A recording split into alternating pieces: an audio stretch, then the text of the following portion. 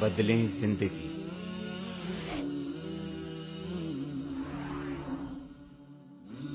زیتون T V.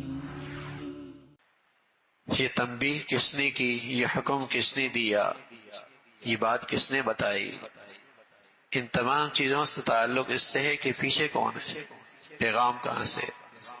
تو اللہ کا کلام ہے۔ جیسے خود اللہ بادشاہوں کا بادشاہ ہے، اس کا کلام بھی کلاموں کا بادشاہ۔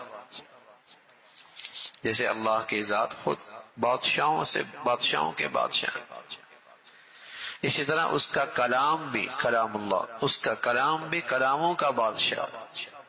اس کی بڑی شان، بڑی عظمت ہے۔ فرمایا اگر یہ پہاڑوں پہ بھی اترتا نا تو وہ بھی اللہ کے خوف سے دب جاتے۔ ہاں، ایمان والوں کا دل بھی اللہ کے خوف سے، اللہ کے کلام کے سننے سے اس کے اندر خشیت پیدا ہوتی ہے، اللہ کے خوف اور اس کی عظمت سے اس کا لحاظ پیدا ہو جاتا ہے۔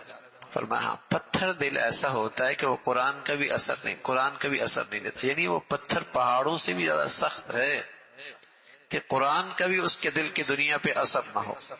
ورنہ تو قرآن ایسی پرتاثیر کتاب ہے، اپنے اندر ایسی تاثیر رکھتا ہے کہ پہاڑ بھی اللہ کے خوف سے اور اس کے نازل ہونے سے خوف کے مارے دبنے لگے۔ اللہ کا کلام ہے، اس لیے پیارے رسول صلی اللہ علیہ وسلم فرمایا کرتے تھے دل سخت بھی ہو نا، تلاوت کیا کرو، دوا کے طور پہ اس کی تلاوت کیا کرو۔ ایک وقت آئے گا تمہارے دل میں اس قرآن کی برکت سے خشیت پیدا ہو جائے گی، تمہارے دلوں میں نرمی آ جائے گی، اور دل کی سختی ختم ہو جائے گی، اور زنگ ختم ہو جائے گا۔ اس کے اوپر جو زنگ ہے غفلتوں کا، دنیا کی محبتوں کا، گناہوں کی ظلمت کا، اس کے لیے یہ سائیکل کا کام دیتا ہے۔ جیسے لوہے کا زنگ اترتا ہے اور اسے اتارا جاتا ہے، اسی طرح کلام اللہ کی تلاوت کیا کرو، عظمت کے ساتھ، محبت کے ساتھ، احترام کے ساتھ، جس سے دل کی سختی دور ہوگی۔ کہا یا رسول اللہ دل بڑا سخت ہو گیا، فرمایا تلاوت کیا کرو۔ اس کلام اللہ میں یہ تاثیر موجود ہے کہ دلوں میں نرمی پیدا کر دیتا ہے، دلوں کی سختی ختم کر دیتا ہے، زنگ زائل کر دیتا ہے، اس کی تاثیر موجود ہے۔ اور پھر یہ سوچو کہ یہ کلام اللہ آیا کس کی طرف سے؟ کوئی معبود نہیں اس کے سوا، جو ہر ظاہر اور باطنی چیزوں کو جاننے والا، بڑا مہربان، بڑا رحم والا، وہ بادشاہ ہے، بادشاہ، وہ تمام عیبوں سے پاک ہے۔ سبحان اللہ، سبحان اللہ، اسی کا ہم اعلان کرتے ہیں نا، سبحان اللہ، سبحان اللہ، اللہ تمام عیبوں سے پاک ہے۔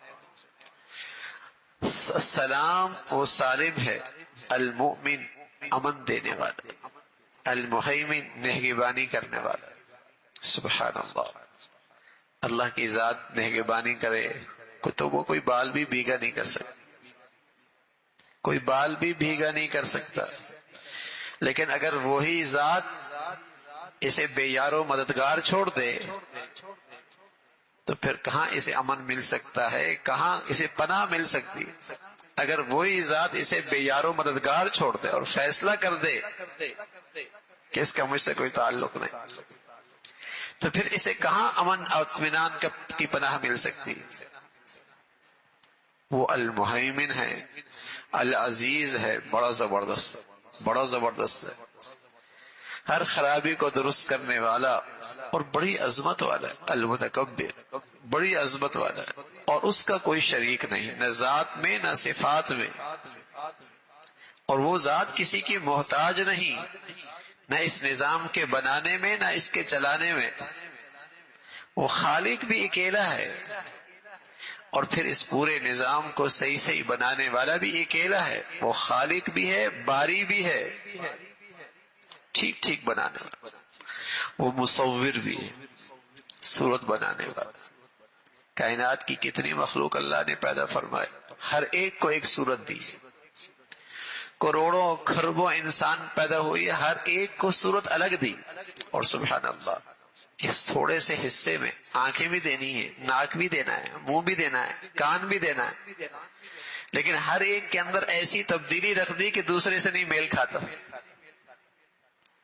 چہرہ تو پھر بھی کچھ بڑا حصہ ہے، اللہ نے انگلی کے پورے ایسے بنا دیے، کتنا حصہ ہے پورے، لیکن کھربوں انسان کے اس حصے کو اللہ نے ایسا تبدیل کیا کہ ہر ایک کا پورا دوسرے سے مختلف، کسی کا پورا دوسرے سے نہیں ملتا۔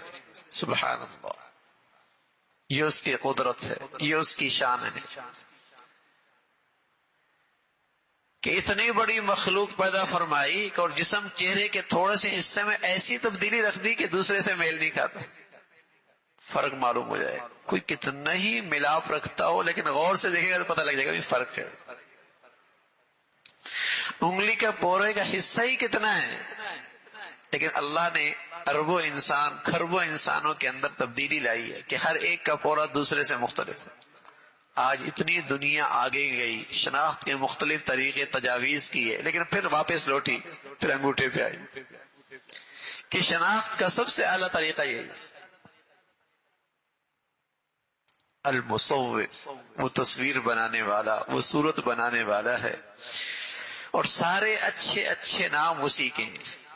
اللہ تعالیٰ کو اس کے اچھے اچھے ناموں سے محبت سے پکارا کرو، سبحان اللہ، الحمدللہ۔ اللہ کے یہ سارے اچھے اچھے ناموں سے اللہ کو پکارا کرو، اس کے اچھے اچھے نام ہیں، اور ساری مخلوق اس کی تسبیح کرتی ہے، آسمانوں میں ہے، زمین میں ہے۔ وَهُوَ الْعَزِيزُ الْحَكِيمُ، وہ زبردست حکمت والا، وہ زبردست حکمت والا ہے۔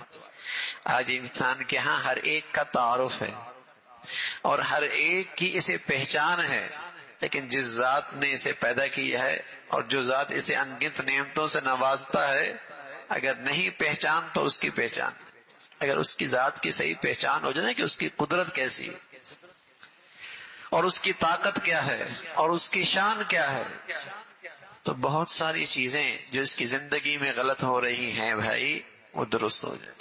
پہچانتا نہیں ہے، معصوم سے بچے کو پہچانتا ہے کہ اس کی آنکھیں دیکھ رہا ہے، صرف اس کے دیکھنے سے اس کے سامنے نامناسب حرکت کرنے سے رک جاتا ہے، نامناسب بات کرنے سے رک جاتا ہے، بچہ سن رہا ہے۔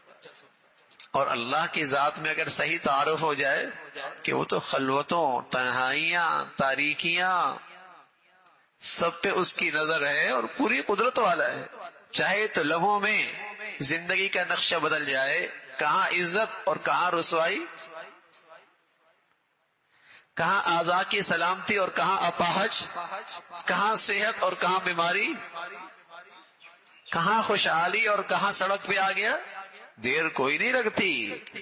الملک، وہ بادشاہ ہے، الا لہ الحکم، اس کا فیصلہ ہے، واللہ یحکم لا معقب لحکمہ، اور جب وہ طے کر لے ساری دنیا بھی اکٹھی ہو جائے، اس کے فیصلے کو رد کوئی نہیں کر سکتا، فیصلہ اسی کا ہے،